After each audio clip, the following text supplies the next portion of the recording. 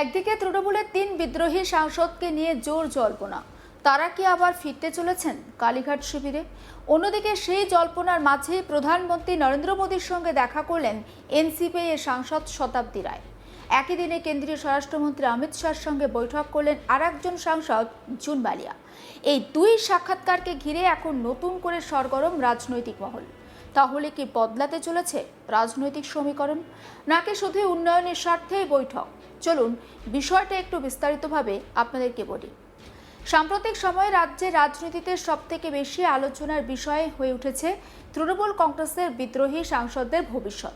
বিশেষ করে ৩ জন সাংসদ, অর্থাৎ তারা ৩ জনই কিন্তু সংখ্যালঘু। কারা তারা? তারা হলেন খলিলুর রহমান, আবু তাহের খান এবং ইউসুফ পাঠান। আবার তারা ৩ জনেই মুর্শিদাবাদের বিভিন্ন এলাকা থেকে জিতে সাংসদ হয়েছেন। রাজনৈতিক মহলের একাংশ বলছে এই ৩ সাংসদ নাকি আবার তৃণমূল কংগ্রেসে ফেরার ক্ষেত্রে ইচ্ছে প্রকাশ করেছেন। যদিও এই বিষয়ে এখনো পর্যন্ত কোনো আনুষ্ঠানিক ঘোষণা হয়নি, তবুও সাংসদদের অন্দরে এই জল্পনা জোরালো হয়েছে। এই পরিস্থিতির মধ্যে শুক্রবার একটা এমন দুটো সাক্ষাৎকার ঘটেছে যা নিয়ে রাজনৈতিক মহলে আবার নতুন করে আলোচনাও শুরু হয়েছে। প্রথম কোন সাক্ষাৎকার?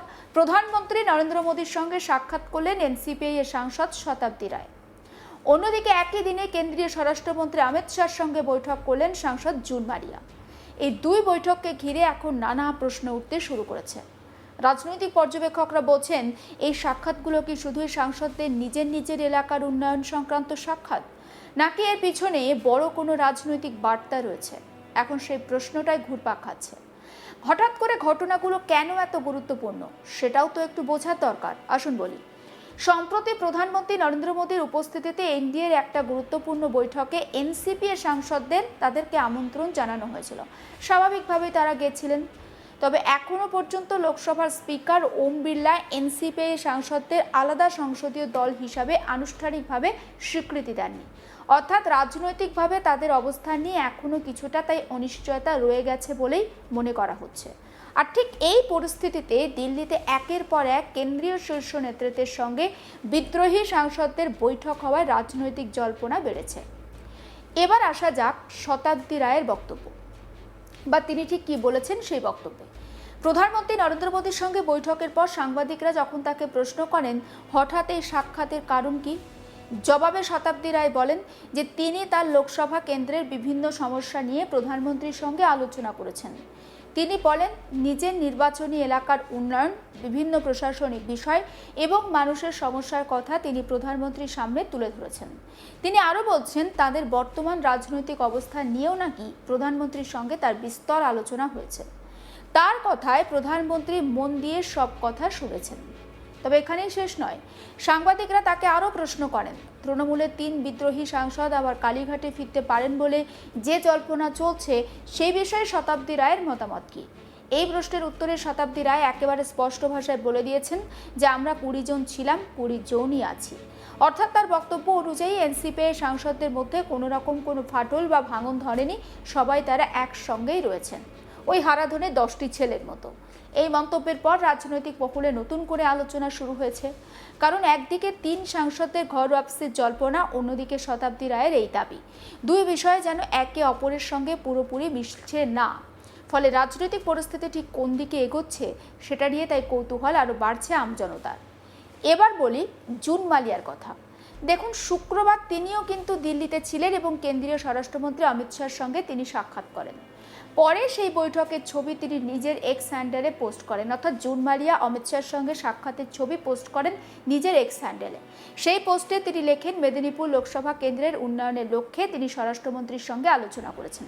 তিনি আরও বলছেন শিল্পের বিকাশ, আদিবাসী উন্নয়ন, মহিলাদের ক্ষমতায়ন আর সামগ্রিক উন্নয়নের বিষয়গুলো নিয়ে তাদের কথা হয়েছে। তিনি বলছেন তিনি তার নির্বাচনী এলাকার মানুষের উন্নয়নের জন্য প্রতিশ্রুতিবদ্ধ এবং সেই লক্ষ্যেই এই বৈঠক হয়েছে। অর্থাৎ প্রকাশ্যে তিনি স্পষ্ট করে জানিয়েছেন এই সাক্ষাতের উদ্দেশ্য একটাই, নিজের এলাকায় উন্নয়নমূলক বিষয় নিয়ে আলোচনা। কিন্তু রাজনীতিতে শুধুই সরকারি ব্যাখ্যায় কি সব প্রশ্নের উত্তর মেলে? না। রাজনৈতিক মহলের একাংশের মতে বর্তমানে যে পরিস্থিতি তৈরি হয়েছে তাতে এই ধরনের ধারাবাহিক বৈঠকে শুধুমাত্র উন্নয়নমূলক বৈঠক হিসাবে দেখলে পুরো ছবিটা ধরা পড়বে না।